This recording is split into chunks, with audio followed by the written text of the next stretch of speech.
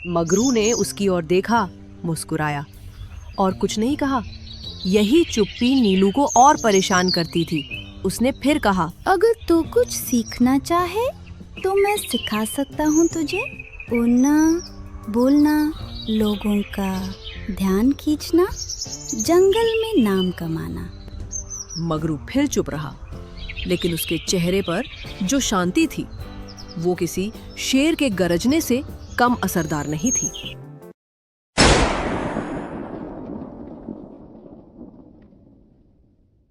रसवनवन जंगल की सुबह शांत होती थी, लेकिन वहां की जिंदगी उतनी सरल नहीं थी जितनी दूर से लगती थी।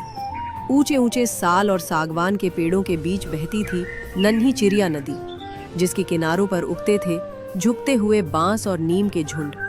उस जंगल में रहता था एक नीला तोता, नाम था नीलू। उसकी आंखें किसी भी इंसान को भी चौंका सकती थी, आधी हरी और आधी काली, जैसे हर पल सोचती और परखती हो। नीलू के पंखों में ऐसी चमक थी कि जब वो सुबह उड़ान भरता तो सूर्य की रोशनी उसमें से झलकती थी, जैसे आसमान में कोई रंगीन तितली बिखर गई हो। नीलू की एक आदत थी, बोलना। वो इतना बोलता था कि जंगल के जानवर उससे दूर भागते थे। उसे लगता था कि वो जो कह रहा है वही सही है।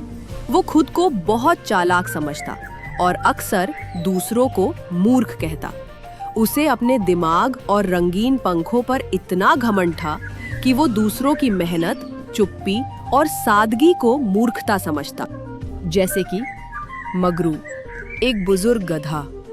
उसकी चाल धीमी थी, शरीर में थकावट की लकीरें थीं, पीठ पर हमेशा एक पुरानी रस्सी बंधी रहती, जिससे वो कभी लकड़ी, कभी खाने की चीजें खींचता रहता था। मगरू कम बोलता था और बोलता भी तो सोच समझकर। वो दूसरों की बात को सुने बिना जवाब नहीं देता था। नीलू को मगरू सबसे उबाऊ जीव लगता था। एक दिन सुबह सुबह जब नीलू हवा में चक्कर काट रहा था तो उसकी नजर मगरू पर पड़ी, जो अपने पुराने पैर घसीटता हुआ तालाब की ओर जा रहा था। उसके पीठ पर कुछ घास के गट्ठर बंधे थे और मुंह से धीरे धीरे गुनगुना रहा था, धीरे धीरे रे मना, धीरे सब कुछ होए। नीलू तुरंत पेड़ से नीचे उतरा और हंसते हुए बोला, अरे मगरू, तू फिर वही पुराने ढर्रे पे चल रहा है। कभी कुछ नया क्यों नहीं करता? बस बोझ उठाना और चलना ही क्या जिंदगी है? मगरू ने उसकी ओर देखा, मुस्कुराया और कुछ नहीं कहा। यही चुप्पी नीलू को और परेशान करती थी।